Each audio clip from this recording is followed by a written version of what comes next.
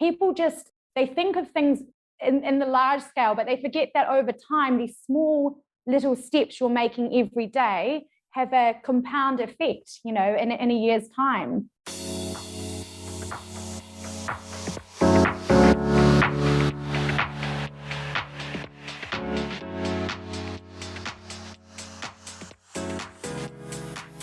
Hi, and welcome back to the Kelly Lumber Podcast. I'm your host, business mentor, personal brand and style expert on a personal mission to inspire a minimum of 5 people a day to take action, do something different, or just show up as the best person that they aspire to be. I love all your messages, your tags on Instagram story, on LinkedIn that say you've been inspired by something or you've enjoyed an episode or a guest has said something that's been a complete game changer for you. So keep them coming. It really makes my day and the guests that have been on the show knowing that it has had an impact. So thank you for being one of my 5 a day.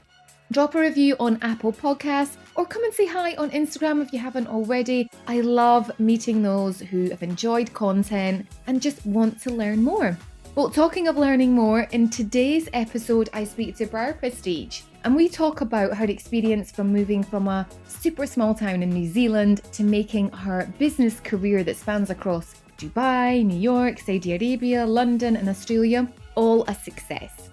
Now, I've worked with BRIAR many times. I've been on her podcasts and I've learned that no project for her is too challenging. She always finds a way to make business work, balance, grow and take things to the next level, including taking on the most recent projects, which is launching her label, which is a collection of premium power suits, which I've actually been one of the initial ambassadors for, the black tuxedo, which I absolutely love, posted it many times on social media. And BRIAR is also a CEO of the Prestidge Group, which is a personal branding, PR and media production agency.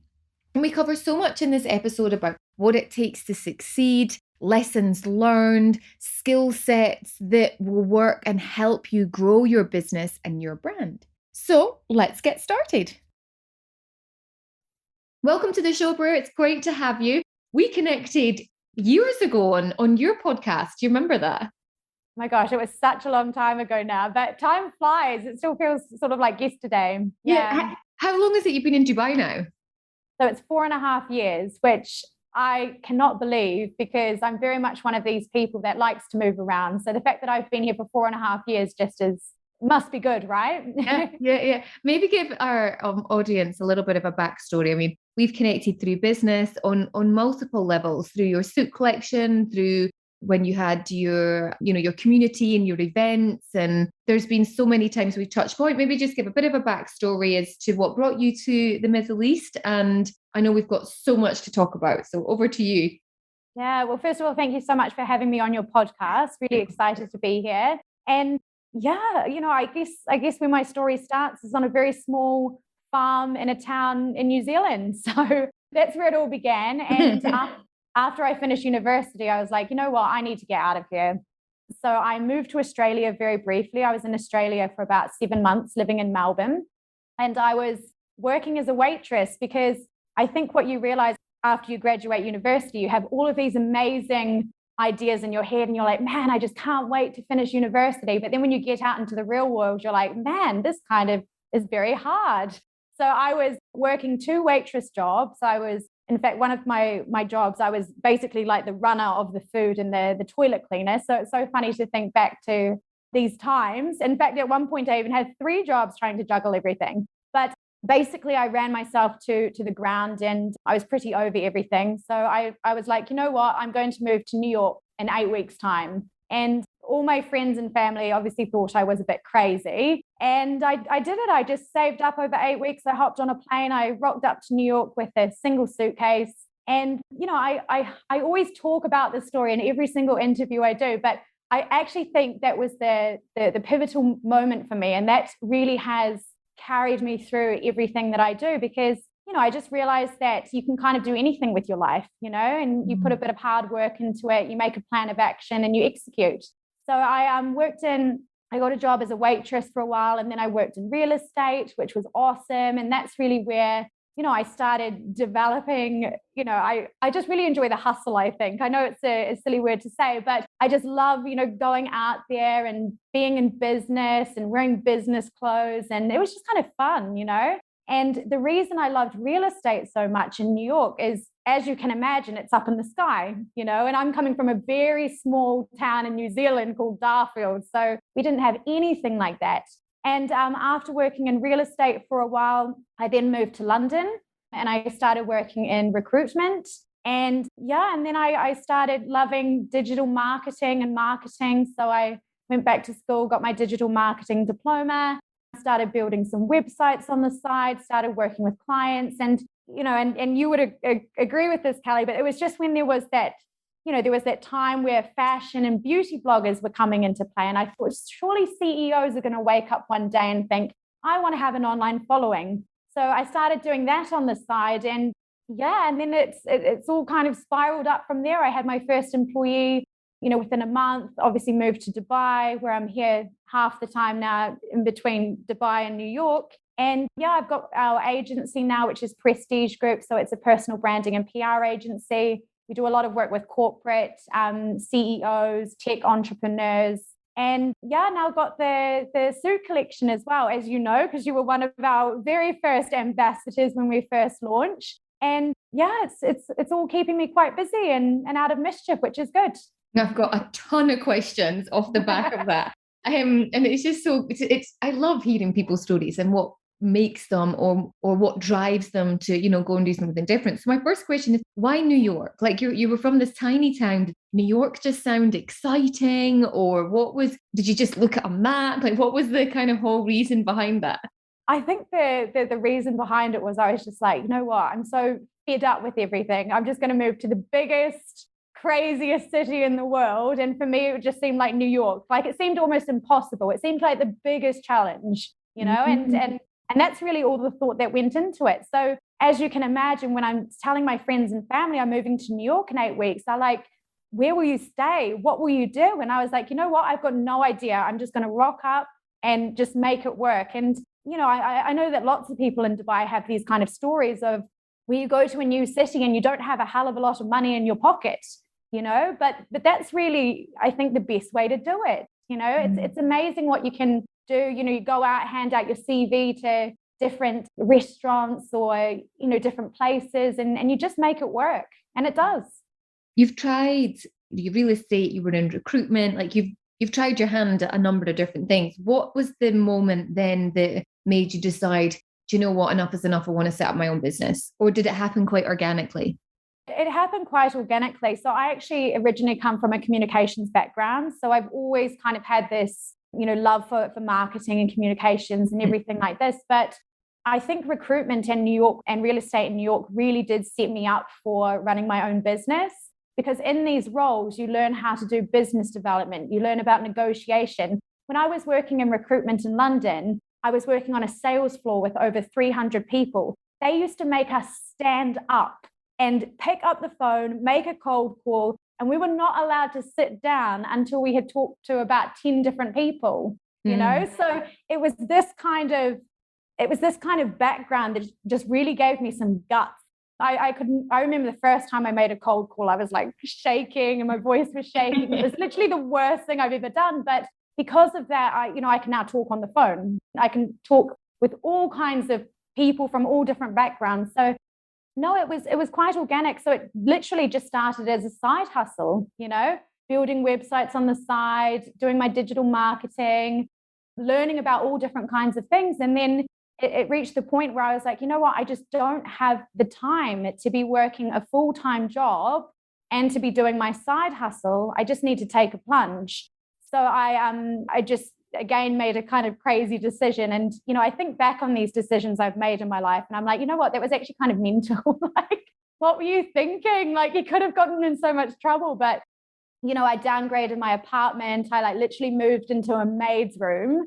I had 1 month's salary in my pocket or whatever. And I was like, you know what, go hard or go back to New Zealand. That was literally my motto. And I thought, the worst thing that could happen here is I literally end up on a plane back to New Zealand, spend a couple of years in New Zealand and then try again. I was like, that's literally the worst thing that's going to happen. So I just went for it. And I knew that coming from a business development background, I knew I had to make this many calls or speak to this many people to have this many meetings to close this much amount of business. So when I kind of broke it down like that and obviously had a strategy and a business plan and everything, it just seemed so achievable. I love that. That comment that you said there, what's the worst thing that can happen? And I remember thinking exactly the same when I decided to leave Emirates when I was 24 years old and start my own business. And I was like, what's the worst thing that can happen? Okay, so it fails. I've got this massive loan, but I'll go back to a cabin crew and pay the loan off and do something else in 2 years. And that's the whole thing, is what's the worst thing that can happen? And then when you actually work that out, you're like, okay, now I can deal with that. Let's go and do it. Exactly right. Yeah. And I think that's the thing, fear holds so many people back, and so many people say to me, they're like, how have you gone from working in recruitment, working in a completely different industry? How have you done this? And I just think as well, sometimes people are so fearful that they're too scared to take the plunge, and they just need to start small. Mm-hmm. So whether starting small for you is doing an online course, mm-hmm. or spending half an hour a day reading a book about something you're interested. People they think of things in the large scale, but they forget that over time, these small little steps you're making every day have a compound effect, in a year's time. What would you say over the years and the sort of the different industries that you've been in, what have been some of the best skills that have helped you? So we talked a little bit about being on the sales floor and what have you. If there's someone maybe thinking about, starting their own business, what are good skills to have? Yeah. So I think obviously business development, knowing how to conduct yourself on a meeting, mm-hmm. understanding as well, perhaps the sales cycle of your industry. So, how you would first approach someone, and always be thinking, what is the value I can give this person? A lot of people, when they think about selling their services, they literally just think of it as a sale, but it really should just be about making friends and making business connections, and, always giving something back to everybody, because that's when you are able to make the sales at the end of the day. I think as well, having things like, knowing how to pitch, if you're running an agency or whatever business, just again, kind of presenting a pitch so that it comes across in the right way and makes people want to buy it. And I think marketing is a really strong skill to have. And, these days with social media, there's so much we can do for ourselves without having to hire a big agency or invest in PR budgets and things like this. Like, we really do have so much ability, and, not meaning to plug personal branding in here, but it's amazing. And, just set yourself up on Instagram, be documenting what you're doing, make sure your unique selling proposition is shining through, come across as authentic in yourself. And naturally it works as a magnet for opportunities, right? And this more than anyone, Kelly, it brings in PR opportunities or speaking or just potential people that want to work with you. So I think we're in such a unique time, and there's so much we can be doing for ourselves here. Yeah, it's so true. I think I would also add to that list, we've got business development, we've got sales cycle within your industry, know that, be able to pitch, marketing. I think public speaking is something that everyone should learn to some degree as well, whether that's having the confidence to do that pitch, but actually just knowing. And you really enjoy public speaking. You had your show. And what are some tips you could maybe give to someone if they're like, oh, that is just such a scary thought? Yeah. And it's all practice at the end of the day. Like, honestly, practice makes perfect. And just start small. Start by putting your hand up to lead the business meeting, with your colleagues. Like, the more times you practice, the more confident you will come across. And I always take a moment before I go on stage to just go and have some downtime and some deep breaths and just kind of to center myself a little bit. But so I've worked with a public speaking coach before, and when I rocked up, he was like, you know what, you just need to practice. And so many people look at the likes of, Tony Robbins and all of these big, amazing speakers on stage, and they look like they're saying things off the cuff, right? They look like it's so natural and everything like that, but they forget that these people have rehearsed for a long time. So anytime you have an engagement or anything like that, just practice what you're going to say. Practice we call them media messages in my industry. So, some topics that you would talk about and some things that you really want to come across in your interview, and just practice saying them in a different way and talking about them in front of the mirror. Practice using your arms and gesture. And honestly, practice makes perfect. Yeah. Yeah. I remember years ago, I attended a sort of a personal development. It was kind of selling from stage, and it was packaging your product. This was years ago. And I remember the mentor that was actually hosting it said, when you go back to what it is you're doing, you should be speaking a minimum of once a week in a public setting, a minimum of once a week. And I thought, you know what, that's a really good gauge, that if you're not getting any, and I was like, well, I may be speaking once a month on a professional capacity and getting paid for it. I need to be doing minimum 4 times a month. So I joined Toastmasters, not necessarily because I was like, oh, I need to get better. I mean, there's always skills you can learn, but because I could practice public speaking. That was it, to stand in front of an audience. So for those that are listening, and it's funny how it's kind of gone down this route, but that is something I would definitely recommend as well. I wanted to kind of touch back on, before we get into sort of like the clothing and why the suit collection. I always remember, I think around about the time we first met, and part of that business development piece that you'd said is about connections and meeting people. And you launched Deals in High Heels. Am I right? Did I say that right? Yeah. Okay. So that was my talk show I had for many years here. I loved it. And you know what, when COVID happened, of course, I couldn't have my live events. And I did go down the digital virtual route for a while, but there is something so amazing about having a live audience and just seeing people's faces. It didn't have the same effect for me after that.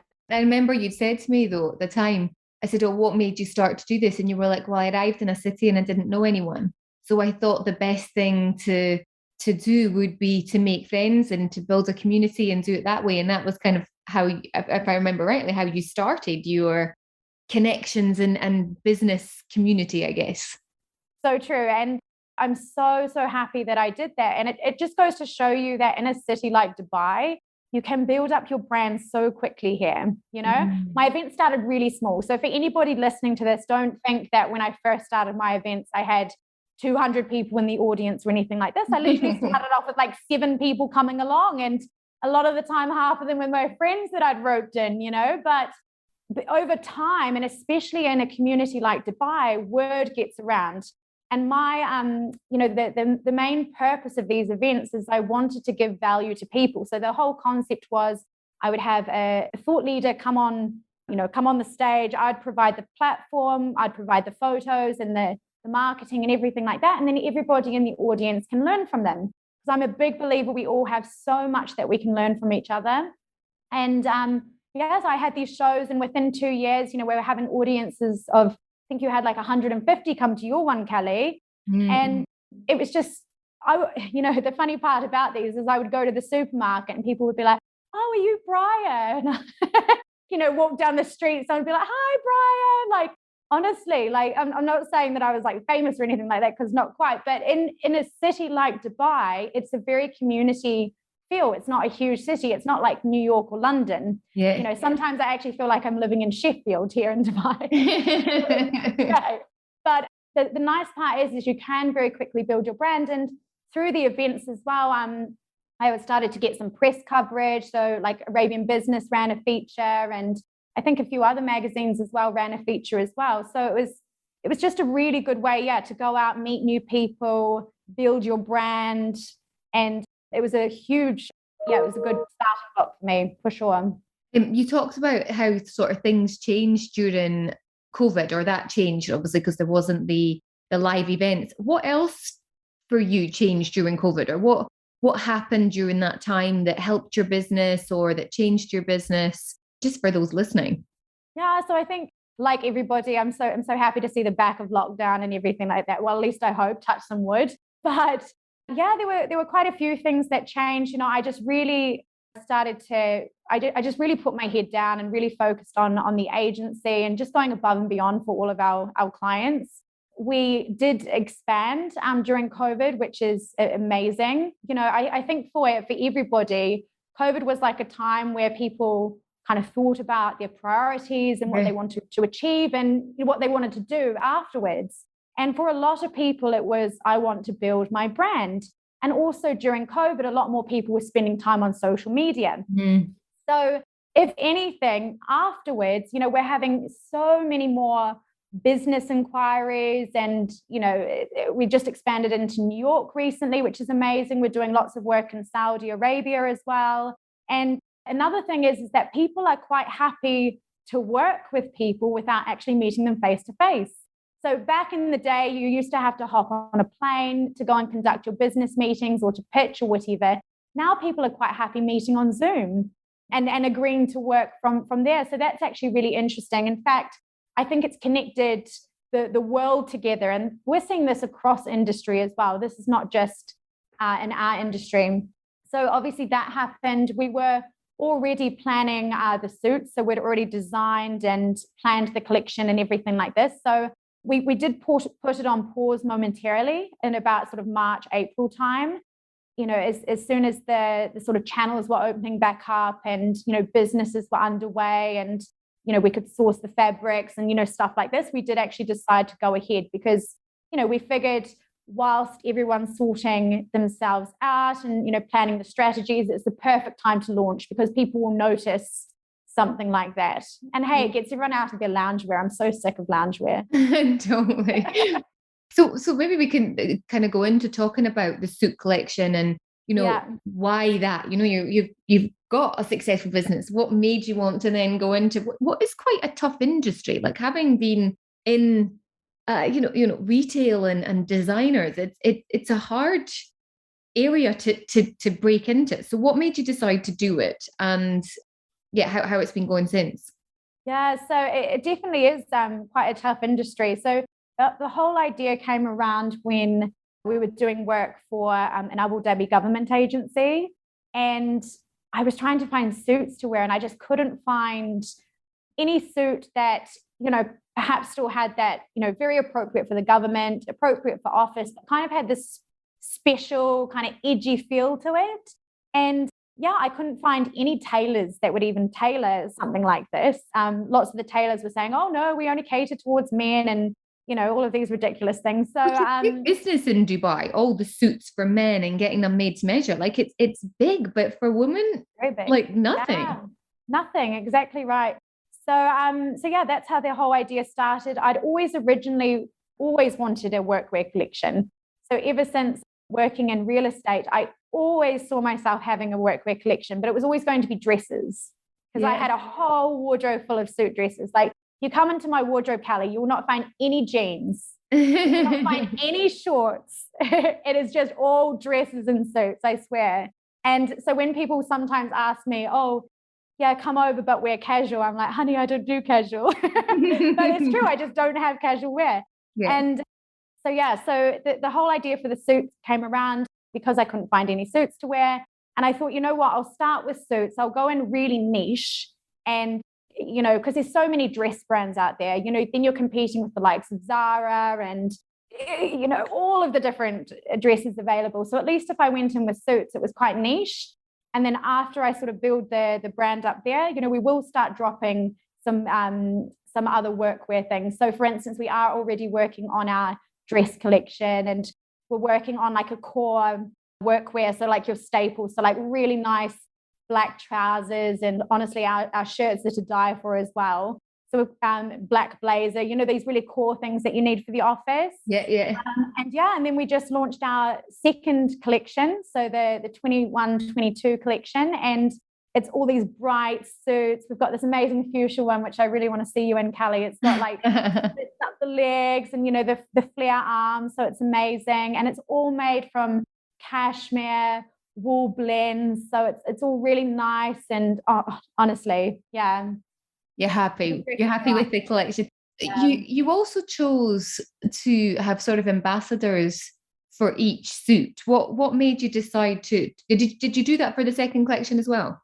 So we actually use models for the second collection. But yeah, for the first collection, we really wanted to launch with the idea that we are a brand for businesswomen, And for us, we were really inspired by the entrepreneurs that we chose to represent the collection.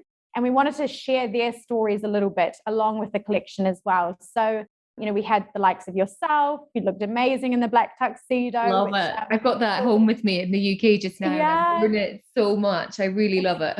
Oh, fantastic. It's one of our best sellers. So it's really nice. And then we had, Dr. Saliha, who is, clinical psychologist, Lighthouse Arabia. We had Roseman and, all of these amazing females that were sharing their story. And for us as well, we wanted it to come across as a more inclusive brand. Females of all different shapes and sizes wearing the suits, looking amazing in the suits, not just necessarily your standard, size 8 UK. Yeah. And so the second one you've done is a bit more color. And that now you said you've just opened in New York. Is there a reason there again, or is it because you've got connections from previously working there? So we've actually had quite a bit of interest in the suits from the US market. And even though we ship all around the world, we have free international shipping. A lot of the time, people still want to come into the shop. They still want to try it on. And, I get it. So, we're expanding into some boutiques in New York. Also had quite a few inquiries from LA as well. So like the red carpet and celebrity kind of events, which is really exciting. So it's really interesting to see how initially it just seemed like a workwear collection. But now people are wanting to wear them to events and on stages and all of these wonderful things as well. So how have you found the transition from kind of offering a service to offering a product? Although the suit still is a service because, for a lot of them, you're getting them fitted, but they're two very different products. Like, how are you kind of juggling all of that? 100%. So the business models are completely different, With the agency, when I first started, it was, you can leverage freelancers and, you could start small and then grow depending on how many clients you got. Got big overheads as well. Yeah, for the suits, it's the other way around. It's like big overheads, money down, all of this stuff. But yeah, so it's really interesting to see how they match up. But, for both of them, it was just always about surrounding myself with the right people. Mm-hmm. So I have a fantastic designer called Charlotte who helped design the suit collection. We've got Brooke, who's our brand manager. She sort of oversees the suit collection full time. So yeah, it's just about surrounding yourself with the people who know the business, because I had no experience in fashion except for the fact that I just love wearing fashion. So it's all just about surrounding yourself with the right people. And I think every time you go into business and start a new business, you have to go in expecting that you will kiss some frogs, mm-hmm. right? So it sort of takes you a little while to understand the market, to achieve the quality that you want. You're just not going to get it first off the bat. So even if you think you can start something, quickly and straight away, I would 100% suggest to spend time doing things, kiss those frogs, meet more than one supplier, really, really take your time with it, because time is what gives quality. That's something that I would say with both of the businesses as well. So how do then you manage on a personal level, like balancing both businesses? Because it could be someone who's listening has maybe got a full-time job and the side hustle like you had, or or actually have got, different businesses. What has worked well for you that you can share as some tips? So I have a massive to-do list. Do you use software? Do you have a tool? Like, I'm looking at just moving everything to monday.com. What do you use for your team? So our team are on Monday and they're also on Slack.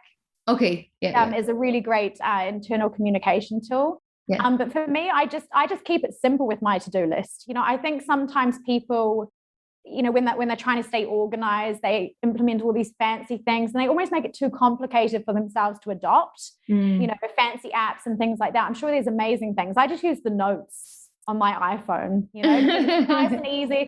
And then I give myself a little emoji next to it. So sometimes I'll give the little red lip, sometimes a little red heart, it's really satisfying. But all jokes aside, I'm really good at putting everything on my to-do list. Yeah. Because otherwise I just couldn't remember. And I even have a PA as well. And, my PA is amazing. Her name is Mary. So she helps organize lots of things. Again, surround yourself with a great team who can really take responsibility for their work. You know that they're always thinking ahead, using initiative. Well, I think is really important. But for me, I'm a big fan of, time blocking. I try and wake up, relatively early in the morning and, tick some things off my to-do list. And, at the same time, I always make sure I turn off at a suitable hour as well. So come, 6:30, 7, I make some time for myself. I either go off to Pilates or go for a walk, or God forbid, I watch, Real Housewives of Beverly Hills for a little while. But, I think these kind of moments are really important because, when I'm working, but then when I'm away, I'm, sometimes working, but it might just be sending off some texts or, doing things like this. So, yeah. Awesome. I love it. Well, thank you so much for giving us the backstory, sharing everything that you've kind of been up to and just how you're balancing it all. It's really inspirational. How can people find out about where to buy the suits, more about your personal story, and just to get that sort of level of inspiration? Thanks, Kelly. So you guys can go to prestigegroup.com. That is our agency. If you're wanting to buy the suits, go to briarprestige.com. Very easy. I just name all my companies after myself. And if you want to find me... There's a good reason for that in personal branding. What was that, sorry? There's a really good reason for that in personal branding, naming it after yourself. Exactly. And you can find me on Instagram, so BRIAR_Prestige, or LinkedIn as well. So if you want to find me, I'm very open to receiving messages, happy to connect. And thank you so much for having me on your show, Kelly. You're most welcome. What's your favorite social media platform for your personal brand? So for me, I've always really enjoyed Instagram, but I just hate how the algorithm's gotten these days. So LinkedIn really does make up for that. So the LinkedIn algorithm is super free, which I like. And fun tip, the UAE is actually the most connected on LinkedIn out of anywhere in the world. So that means interesting. Yeah. So if I like your piece of content, it goes out to my entire network. So it's a really good way to get, amazing ROI and free eyeballs looking at your content. So a really good platform for entrepreneurs. Love that as a little bonus tip. Thank you so much, and every success with the next collection. Thanks, Kelly. Take care.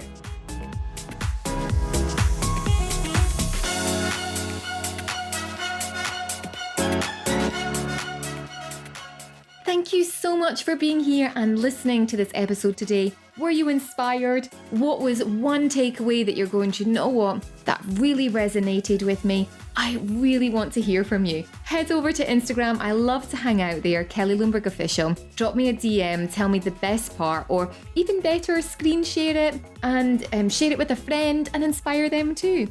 We are growing weekly and it's all down to you. Thank you so much. Reviewer of the Week left this message. Great interview with 3 inspiring entrepreneurs. Well worth the listen. Lots learned, and the story of Tish Tash was full of interest. From AGunny60, thank you so much. So please leave a rating and review on Apple Podcast. It really does make a massive difference. Until next time, be inspired and keep following your dreams.